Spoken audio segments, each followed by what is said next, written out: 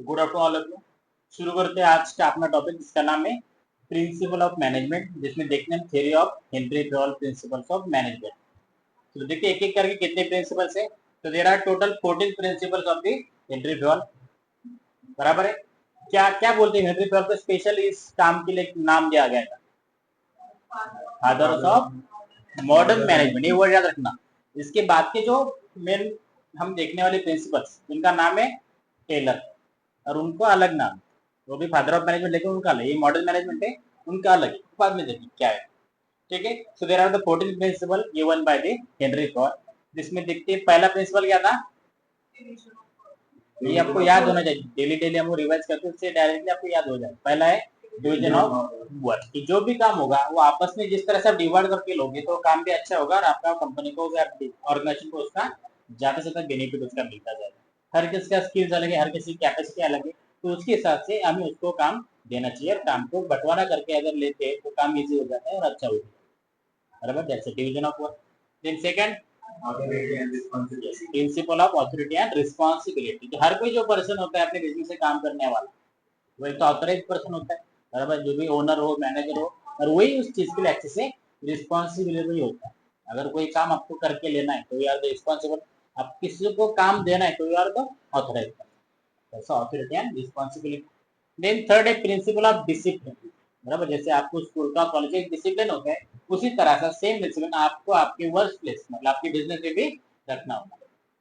बराबर, जितना अच्छा डिसिप्लिन से आप सारा काम करते जाओगे उतना ज्यादा ही बेनिफिट आपको क्या होगा, आपको बिजनेस में मिलता जाएगा।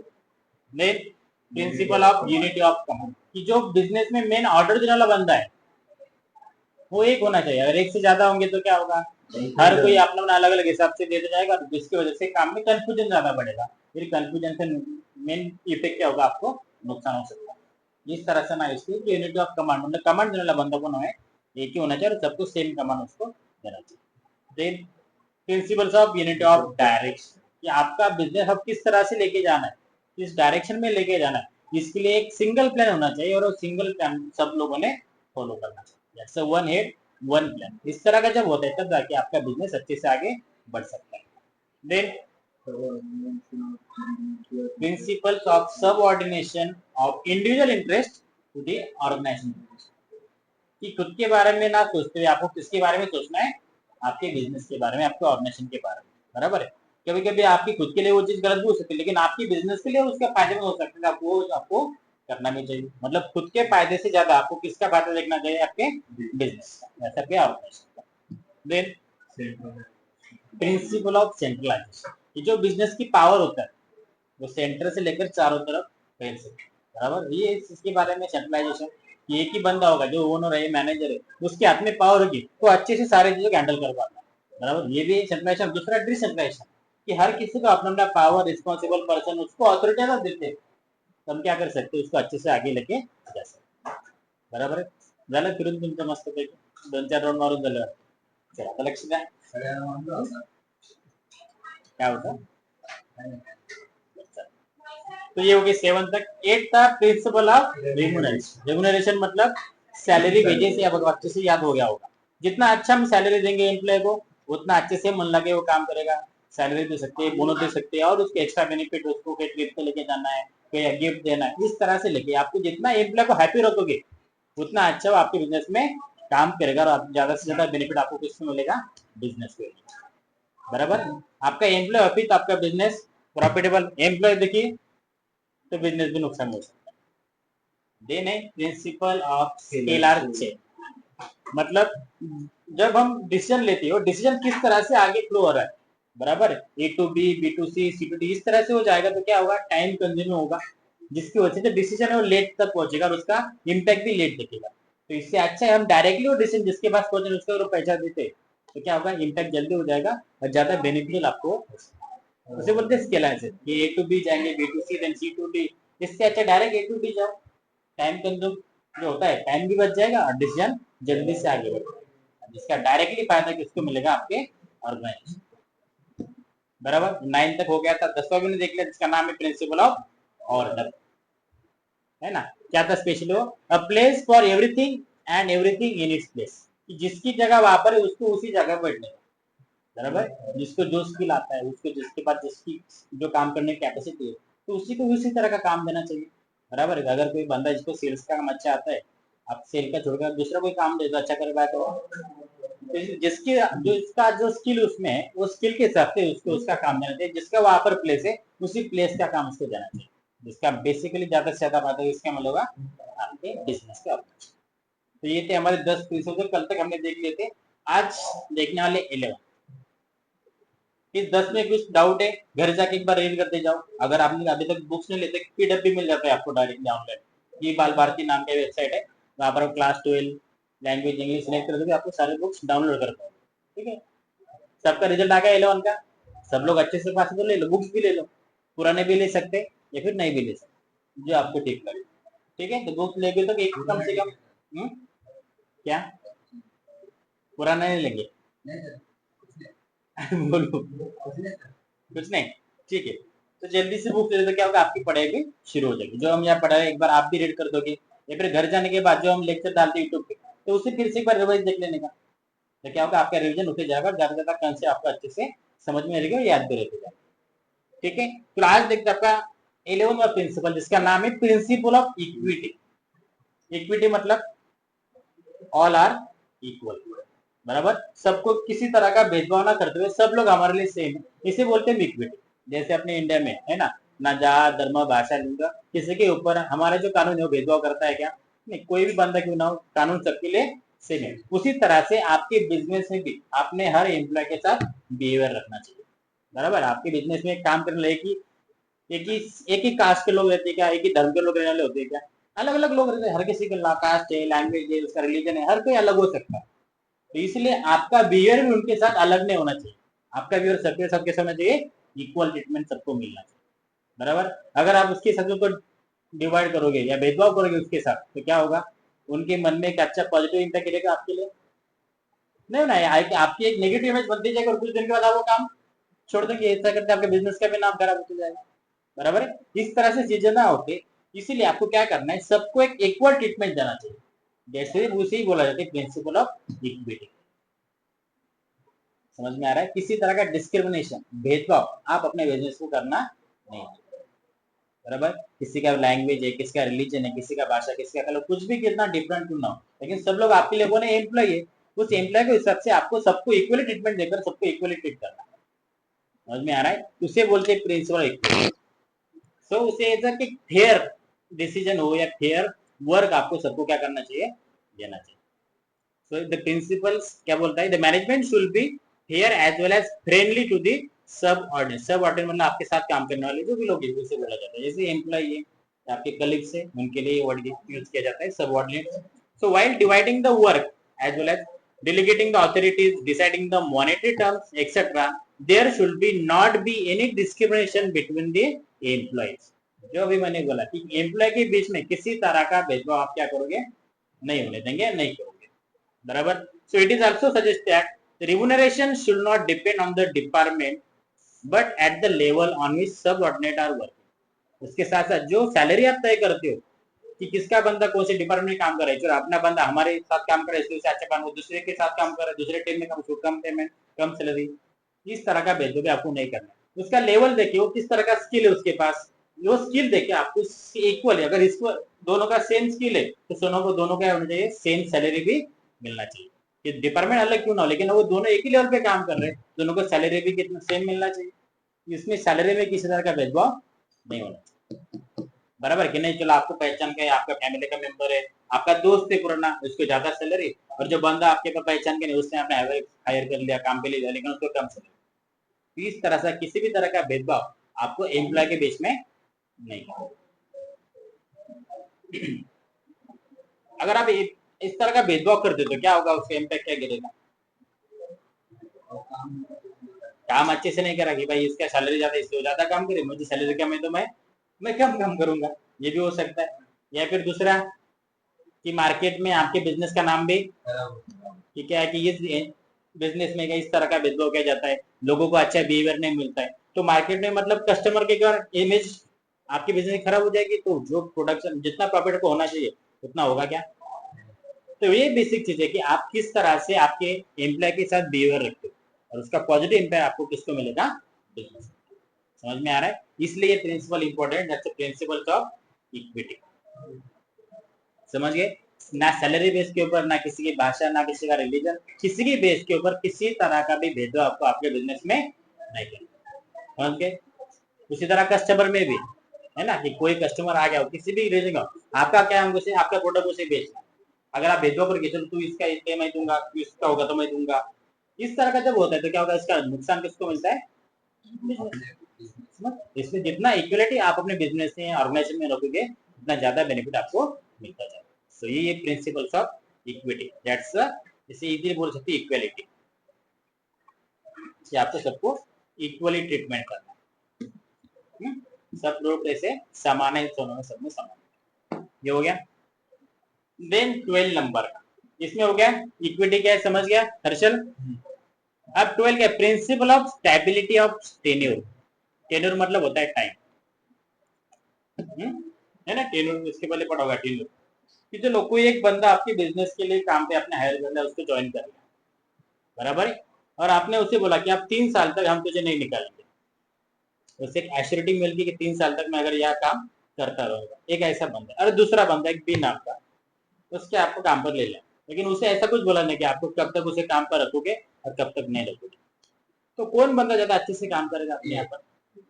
ये वाला, क्योंकि उसे क्या मिले, अश्योरिटी, कि मुझे अब कोई दूसरी जगह नई तरीके से जॉब ढूंढने की जरूरत नहीं। लेकिन जो बी वाला, उसके मन में क्या आता रहेगा, जब चाहे तब कभी भी काम से निकाल सकते, तो अच्छे से काम में मन लगा काम कर पाएगा नहीं। तो उसी के बारे में बोलता है क्या प्रिंसिपल।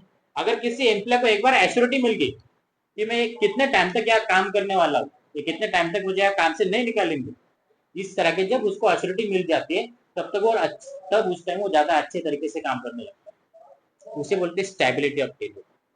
स्टेबिलिटी मतलब कितने दिनों तक यहाँ काम करके कंटिन्यू रहेगा। समझ में आ रहा है? कितने दिनों तक ये अपने अपने साथ, अपने कंपनी में, अपने ऑर्गेनाइजेशन में वो स्टेबल रहता है, उसे बोलते हैं स्टेबिलिटी। टेन्योर मतलब टाइमिंग, कितने साल तक, कितने महीने तक, जो कुछ हर की कंपनी का अलग अलग हिसाब से होता है। एक बार उसे एश्योरिटी मिल गई तो बिंदास हो जाता है और अपने मन लगा के वो बिजनेस में काम करने लगता है, बराबर है? कभी ये भी होता है, कभी उसका साइड इफेक्ट भी होता है। हर चीज का एक बेनिफिट भी होता है, नुकसान भी होता है ना? अगर आपने कोई गवर्नमेंट एम्प्लॉय में देखा होगा, उनको पता है हम अब रिटायर होने तक तो हमें कोई नहीं निकल, तो ज्यादा अच्छा काम करते बुरा काम करते, अच्छा करते कभी कभी बुरा भी करते। तो ये दोनों साइड है, लेकिन हमें जब अगर हम एम्प्लॉय होंगे तो हम क्या देखेंगे, जब तक हमें एश्योरिटी है तो हम अच्छे से काम करने की कोशिश करें। यही हर एम्प्लॉय के बारे में होता है। So at the time of recruitment of the employee, the management should assure that about the stability of the tenure or a job security। समझ में आ रहा है? कि अचानक से कोरोना लॉकडाउन लग गया तो कंपनी क्या करता है, जो एक्स्ट्रा के लोग थे या ज्यादा से ज्यादा लोगों क्या करते, कंपनी से निकाल दिया। उनको कुछ अथॉरिटी मिले कि आप आने वाला हमारा टाइम किस तरह से फाइनेंशियली सपोर्ट हमें मिलता जाए। तो एक एक कंपनी में ऐसा होता है, अगर आपको काम से निकाल देना है तो उसका एक नोटिस पीरियड होता है कंपनी की ओर से, कि आपका बिजनेस है, आपको किसी का आपको नुकसान हो रहा है, बिजनेस घाटे में जा रहा है, तो आपको एम्प्लॉय को कम करना है। तो उसके ये होता है कि आपको भी उसको नोटिस पीरियड देना होता है कि 3 महीने तक आपको हम काम पर रख सकते हैं, लेकिन 3 महीने का हमको निकाल दें।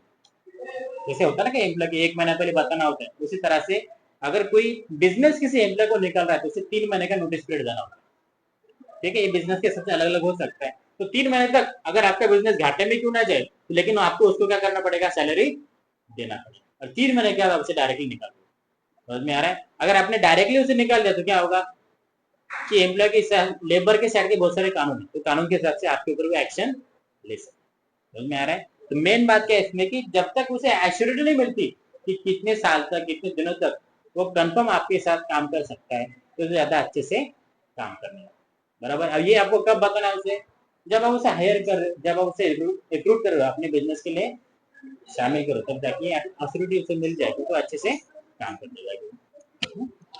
देन वही है। अब इसका मेन बात इसका होता है कि so it plays a very important role in the creating the sense of belongingness among the employee, as well as insecurity in job always affect the efficiency of the employees adversely, whereas job security minimize the employee turnover ratio. ये होता है ना, अगर एक बार किसी को security मिल गई काम करने की, तो अचानक से उसे बीच में छोड़ देने के जो टाइम होता है ना, रेशो होता है ना, कि ज्यादा से ज्यादा एम्प्लॉय कंटिन्यू रहते, बीच में कोई ज्यादातर जॉब छोड़ के नहीं जाते। अगर देखो किसी कोई एम्प्लॉय अगर आपका बीच में जॉब छोड़ के जाते तो आपको उसके ऊपर डबल मेहनत करना होता है। कि मान लो किसी आपके एक छोटा बिजनेस है, आपने किसी एम्प्लॉय को हायर किया, तो आपको आपका बिजनेस को समझाना पड़ता है कि किस तरह से उसे काम करना है। आपको उसके क्या देना पड़ेगा, उसको ट्रेनिंग देना पड़ता है। जैसे हर कंपनी में कुछ 2 हफ्ते का, किसी 1 महीने का ऐसा ट्रेनिंग होता है। अगर वो बंदा बीच में छोड़ के गया तो आपका ट्रेनिंग का टाइमिंग तो बर्बाद है, पूरा वेस्ट हो गया। तो ऐसा ना होने के लिए आपको क्या करना चाहिए, उसको एक एश्योरिटी देनी चाहिए कि कितने दिनों तक आप उसे कंफर्म करने वाले। 1 महीने तक नहीं कर पाओगे, 6 महीने तक आप किसी तरह से काम को नहीं करोगे, तो एश्योरिटी जब मिल जाती है तो अच्छी तरीके से काम करने लगता है। समझ में आ रहा है? So this is the principle about stability of the tenure. कितने दिनों तक उसे आप स्टेबल रखो। समझ गया ये क्या है स्टेबिलिटी मतलब?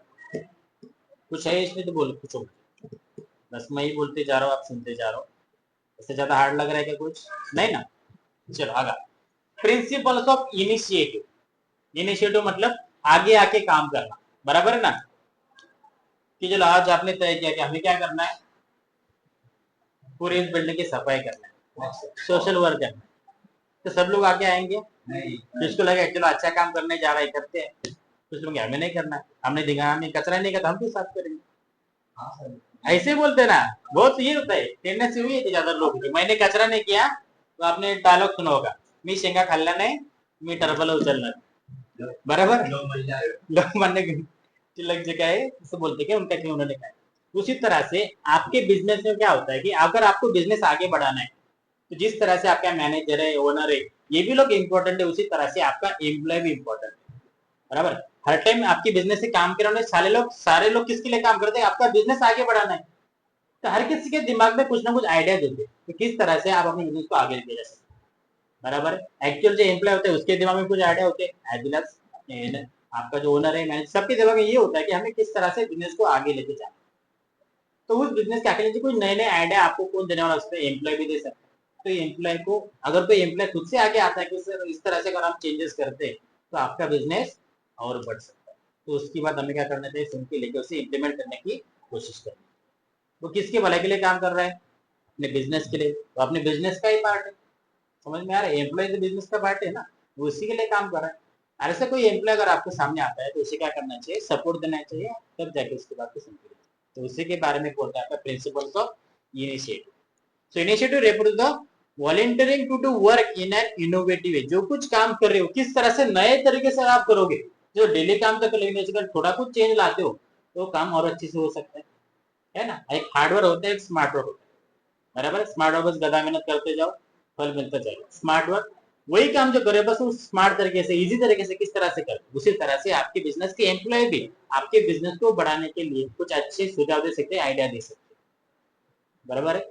उसी के बारे में बोल रहे हैं। So the freedom to think and work on a new ideas encourages the employ to take initiative while working on a given task. जो भी काम आप दे जाओगे उसके ऊपर वो एम्प्लॉय भी सोचता रहेगा और किस तरह से नए नए सोल्यूशन निकाल पाते, तो उसके बारे में वो सोचते रहते।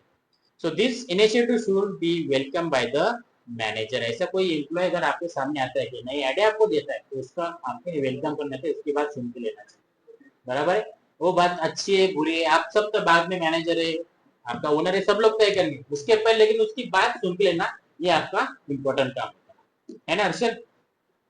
है ना? So it's also help in creating healthy organisation culture. अब इसकी वजह से मेन क्या होता है, अगर आप एम्प्लॉय की बात भी सुनते हो तो एम्प्लॉय क्या लगेगा कि हमें भी अपने कंपनी में कुछ ना कुछ रिस्पेक्ट मिल रहा है, बराबर? अगर हम कुछ बात मैनेजर के सामने रखते हैं तो मैनेजर कम से कम सुन तो लेता है। अब इम्प्लीमेंट करना है नहीं करना है, कितना अच्छा इम्पैक्ट होगा नहीं होगा, ये सब सोचने के बाद उसके ऊपर इम्प्लीमेंटेशन होगा। लेकिन पहला इंपॉर्टेंट क्या है, उसके बाद सुन के लेना और किस तरह से अपनी कंपनी के फायदेमंद है इसके बारे में सोचना, बराबर? ये ऐसा होता है तो आपके कंपनी का पूरा एनवायरमेंट है वो एम्प्लॉय फ्रेंडली हो जाता है, तो किस तरह से मैनेजर एम्प्लॉय की बात सुन के भी लेता है और अच्छा एक माहौल रखने की कोशिश करता है। समझ गए? इसे बोलते हैं प्रिंसिपल ऑफ इनिशिएटिव। तो कोई बंदा अपने आप से आपके बिजनेस के लिए काम करने के लिए आगे आ रहा है, उसे सपोर्ट करना चाहिए। समझ गए? ये हो गया आपकी 13 आंसर। अब last, that's the principle of spirit the corpus, है ना? कौन सा लैंग्वेज का वर्ड है spirit the corpus? French language आता है किसी को?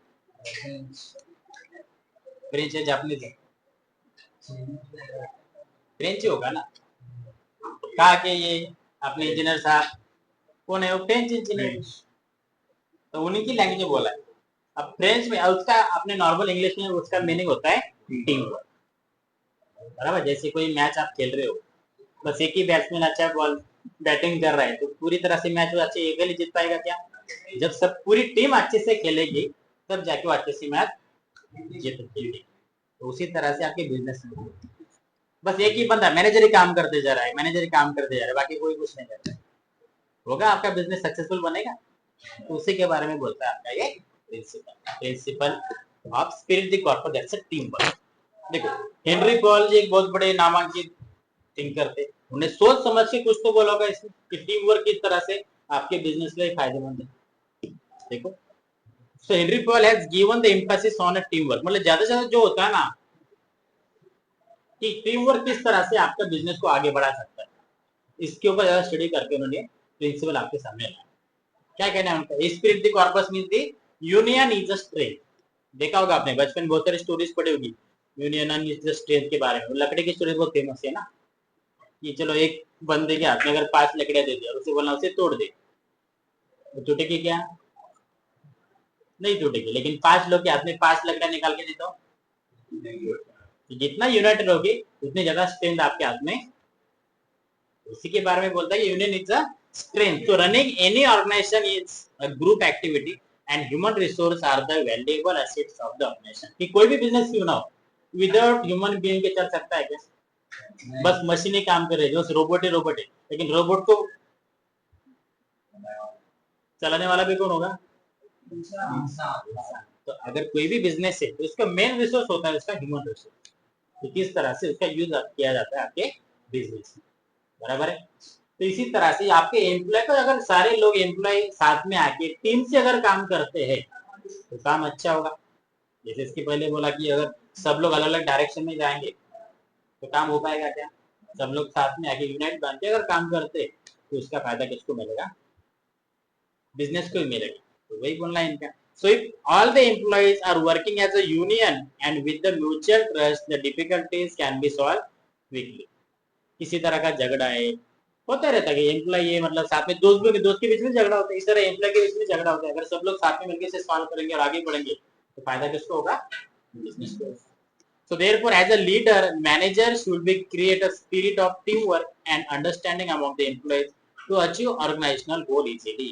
तो ये काम किसका होता है कि सारे लोगों को एक साथ रखना, ये काम होता है मैनेजर का, मैनेजर हो या ओनर का, कि किस तरह से एम्प्लॉय के अंदर का भेदभाव खत्म करते हुए सारे एम्प्लॉय को साथ में एक यूनियन बना के रखना, यूनाइट बना के रखना, जो काम होता है किसका होता है?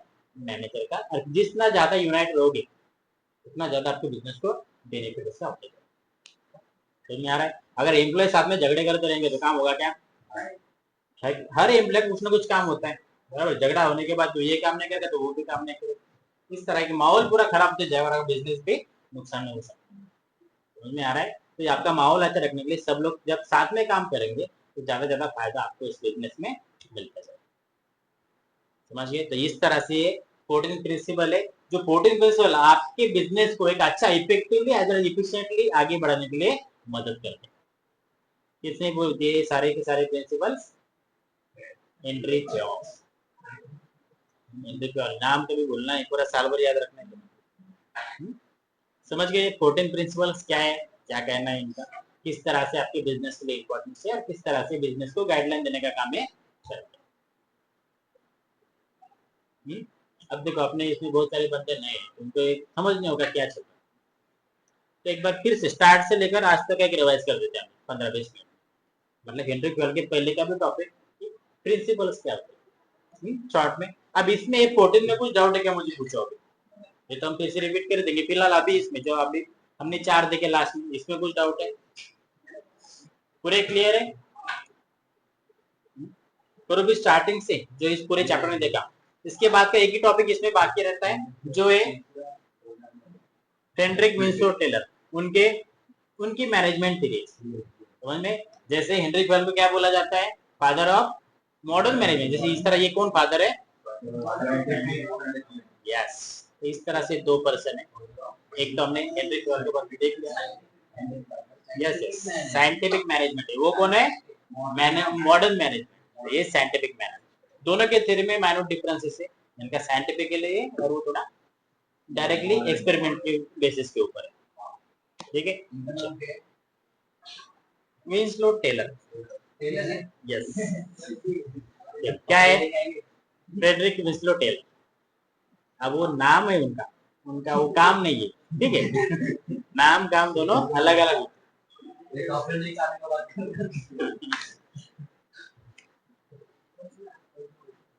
इजी लग रहा है सारे प्रिंसिपल्स। चलो अब देखते हैं स्टार्टिंग से कि प्रिंसिपल होते क्या। यहाँ से स्टार्ट करते हैं कि what is the meaning of principle. जो हमने देखा था 3-4 दिनों से वही पढ़ते आ रहे, बराबर है। क्या है चैप्टर का नाम आपके, chapter number 1, principles of management. What is mean by principles, क्या बोलला तुला ऐकूला आम्हाला काय। सो प्रिंसिपल क्या है, ये बोला था मैंने आपको, क्या लिखा भी होगा, नहीं है ये क्या, एक फाउंडेशन है, बराबर।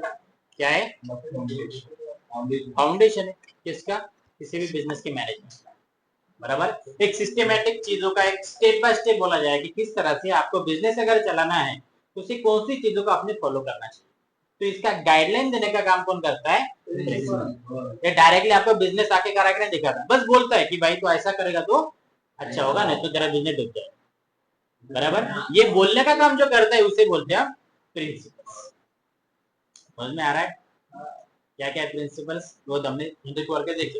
ये मीनिंग समझ गया प्रिंसिपल क्या है, एक फाउंडेशन है किसी भी चीज के मैनेजमेंट। एक सिस्टमैटिक उसका वे बोल सकते हैं कि किस तरह से आपको बिजनेस चलाना चाहिए, उसको गाइडलाइन देने का काम कौन करता है यहाँ पर,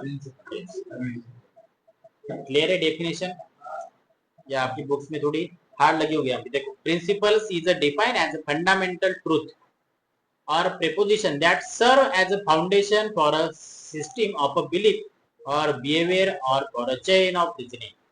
आसान भाषा में जो भी आपको बिजनेस करना है उस बिजनेस का जो फाउंडेशन बोलते हैं आपको एक सिस्टमेटिक वे से आगे लेके जाने के लिए एक गाइडलाइन देने का काम जो करता है उसे बोलेंगे प्रिंसिपल्स। क्या विचारायचं मला विचारायचं, ठीक। अब नेचर्स ऑफ प्रिंसिपल जो हमने 5 देखे थे, नेचर मतलब प्रिंसिपल का नेचर किस तरह से, पहला प्रिंसिपल मतलब पहला नेचर क्या है इसका कि जो भी प्रिंसिपल्स है वो सब बिजनेस के लिए यूनिवर्सली एप्लीकेबल है। कौन सा भी बिजनेस आपको क्यों ना करे हो, लेकिन सारे प्रिंसिपल उसके लिए एप्लीकेबल होते हैं। आप बुक्स का बिजनेस करो या फिर सर्विसेज करो या कुछ भी करो, प्रोडक्शन करो, कुछ भी करो, लेकिन जो प्रिंसिपल्स होते हैं वो सबको गाइडलाइन देने का काम करते हैं। इसे बोला जाता है यूनिवर्सल एप्लीकेबल, यूनिवर्सल एप्लीकेशन। दूसरा क्या बोला, there are the general guidelines. जो भी प्रिंसिपल्स है वो आपके बिजनेस क्या करने काम करते हैं, गाइडेंस देते हैं कि किस तरह से आपको बिजनेस को चलाना है, तो कौन कौन सी चीजों की मदद मिलती है। समझ में आ रहा है, इसलिए there are the general guidelines for your business. एक गाइडेंस देते के काम करते हैं कि आपको बिजनेस करना है, इस डायरेक्शन से जाओगे तो अच्छा होगा, नहीं जाओगे तो आपका ही नुकसान। क्या डिजाइन कर दो क्या, चलो थर्ड है principles are found by the practice as well as experiments. जो भी प्रिंसिपल हमने देखे वो किसी बाबा ने आके बोलते और हमने सुन लिया ऐसा नहीं, बराबर है ना। आशुतोष ना, तो आशुतोष याचं ना निशांत, हाँ तो निशांत, ये किसी निशांत बाबा जैसे किसी इंसान ने आके तो नहीं बोले। ये क्या है, जितने भी प्रिंसिपल हमने देखे वो एक्सपेरिमेंट करने के बाद, एक पूरा स्टडी करने के बाद दुनिया के सामने। समझ में आ रहा है, तो एक ऑथेंटिसिटी उसके अंदर इसकी वजह से बढ़ जाती है। देन फ्लेक्सिबिलिटी, कि जो भी बिजनेस होगा उस बिजनेस के हिसाब से आप उसको कम ज्यादा कर सकते हो, थोड़ा बहुत चेंजेस उसमें ला सकते हो और अपने बिजनेस के लिए यूज कर सकते हो। फ्लेक्सिबल, एक बार आपने जो बोल दिया बस वैसे नहीं, थोड़ा बहुत माइनर चेंजेस करके इसमें आप यूज कर सकते हो। Then behaviour in the nature, समझ में आ रहा है कि जो भी मैनेजमेंट होता है मैनेजमेंट करते टाइम बस एक ही बंदा देगा, उसमें एक टीम ऑफ एक ग्रुप वर्क होता है, तो सारे ग्रुप को किस तरह से आपको मैनेज करना है, उसमें कुछ चेंजेस लाना है, तो उसके लिए आपको इस तरह से चेंजेस उसमें कर सकते हैं। Then cause and effect relationship, पता ना कि ये चीज अगर हम करके देखेंगे तो इसका इफेक्ट किस तरह से होगा, अच्छा किया तो अच्छा होगा, बुरा किया तो बराबर। तो उस तरह से जो आपको ये सब चीजें देखने के बाद ही प्रिंसिपल अप्लाई की जाती है। कॉज एंड इफेक्ट बोला था कि ये अगर हम बिजनेस में इस तरह का चेंजेस लाएंगे उसका पॉजिटिव इम्पैक्ट क्या होगा, नेगेटिव भी क्या होगा, ये देख के, ये देखने की इस तरह का नेचर इसका होता है। Then last, all the principles are of equal importance, कि जितने भी प्रिंसिपल होते हैं वो सारे एज ए इक्वल इंपॉर्टेंस के होते हैं, कि एक चीज को ज्यादा इंपॉर्टेंस दूसरे को कम, इस तरह किसी तरह का चेंज उसमें नहीं होता, all are in equal level. समझ गए, ये हो गया इसका नेचर, नेचर सर कंप्लीट है। ओके, देन नेक्स्ट है सिग्निफिकेंस, कि जो हमने हेनरी फ्योल के 16 प्रिंसिपल देखे, इसका इंपॉर्टेंस क्या है, क्यों देखने चाहिए प्रिंसिपल, आपके बिजनेस अगर करना है तो प्रिंसिपल की जरूरत क्या है, बराबर है, दैट्स सिग्निफिकेंस। पहला क्या है, provides useful insight to the manager, जो भी बिजनेस का मैनेजर होगा उसको एक डायरेक्शन देने का काम, कि आपको बिजनेस को आगे किस तरह से बढ़े, आपको अगर बढ़ना है, बिजनेस के साथ में लेके जाना है तो कौन सी डायरेक्शन में जाना है, क्या क्या चेंजेस आपको करते जाना है, तो वो बताने का काम कौन करता है, तो एक जो मैनेजर को डायरेक्शन देने का काम कौन कर रहा है यहाँ पर। Then second, helpful in efficient utilisation of the resources, जो मैंने आपको बहुत बार बोला कि बिजनेस में दो टाइप्स के रिसोर्सेज होते हैं, है ना रिद्धि, पहला होता है फिजिकल रिसोर्सेस, दूसरा होता है मैन पावर या ह्यूमन रिसोर्सेस, बराबर। फिजिकल मतलब मशीनरीज हो सकते हैं, आपका पैसा हो सकता है, बाकी सब चीजें, और ह्यूमन रिसोर्सेस मतलब मैन पावर, एम्प्लॉय सारे के साथ।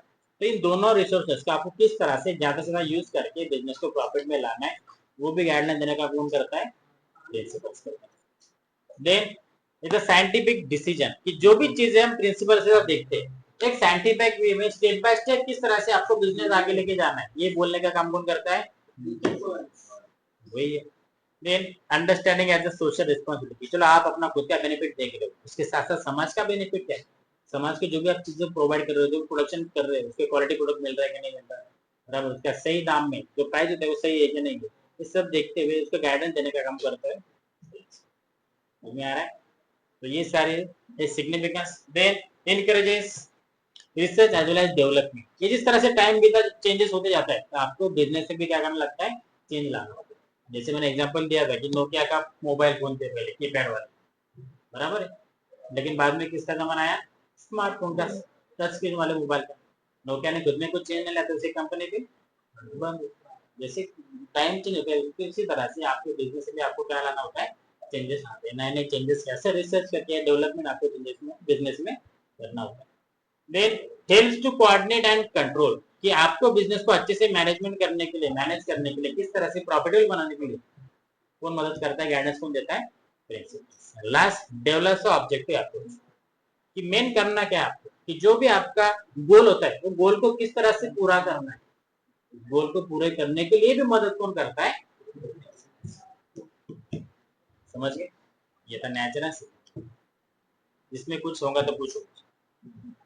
अब लास्ट जो हमने 2 दिन से देख रहे, दैट्स प्रिंसिपल्स, किसके प्रिंसिपल्स है, हेनरी फ्योल।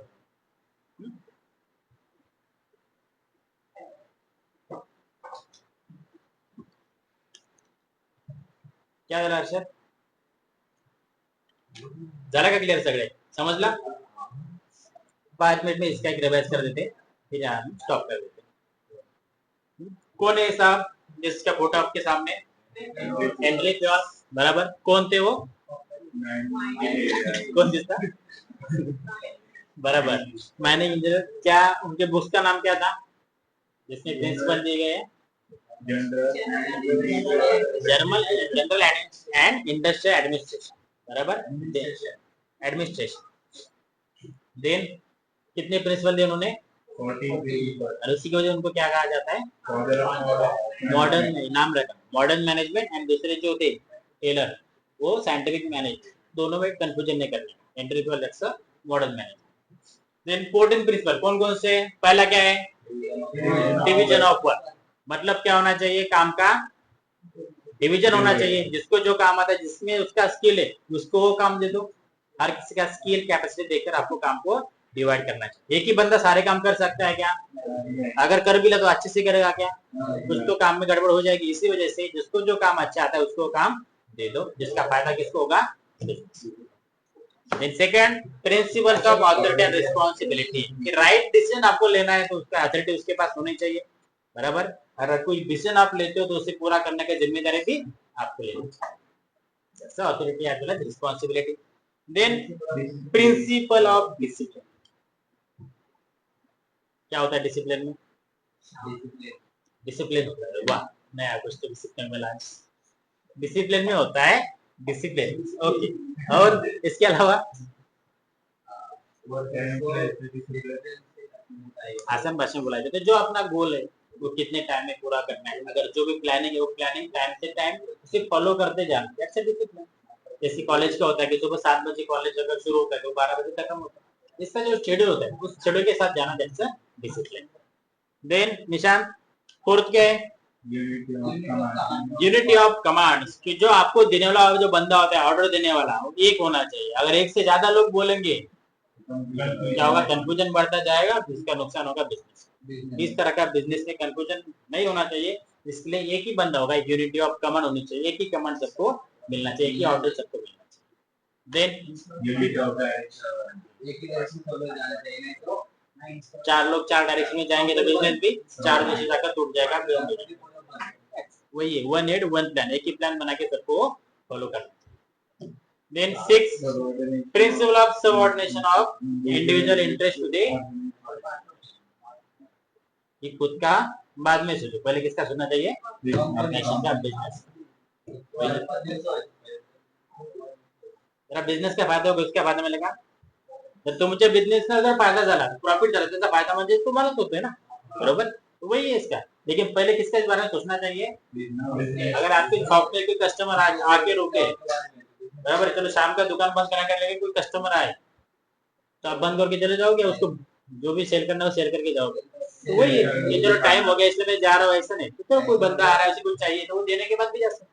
तो इसे बोलते कि आप खुद का बाद में सोचो, पहले business. Then principle of centralisation, कि जो पावर होता है वो पावर एक सेंट्रलाइज एक बंदे के हाथ में होता है तो अच्छे डिसीजन ले सकता है, और बाद में उस पावर का डिसेंट्रलाइज कि उसे बांट के भी देना चाहिए। हर किसी को अपने अपनी रिस्पॉन्सिबिलिटी पूरा करने कुछ ना कुछ पावर भी उसको मिलना है, जैसे उसे बोला जाता है डिसेंट्रलाइजेशन। देन आठवां क्या निशान? 8वें नंबरचा प्रिंसिपल ऑफ रिम्यूनरेशन। रिम्यूनरेशन मतलब एक वेजेस, जो भी एम्प्लॉय है उनको अच्छी सैलरी देना चाहिए, जितना वो काम करे उसके हिसाब से उनको सैलरी मिलना चाहिए। अगर सैलरी टाइम टू टाइम होगी, काम भी नहीं करेगा, जिसका नुकसान होगा। Then principle of scalar chain, कि जो डिसीजन आप ले रहे हो कि उसे आपको आगे पास करना है, तो A to B, B to C, C to D, ऐसा जाने में क्या होगा? टाइम स्पेंड होगा, ज्यादा टाइम लगेगा। तो टाइम करने के लिए डायरेक्टली जिसको ऑर्डर उसके बाद जाने के डायरेक्टली टू डी जाते हो तो क्या होगा? टाइम बच जाएगा और डायरेक्टली वो डिसीजन उसके बाद से पहुंच जाएगा। Then 10 principle of order, boss.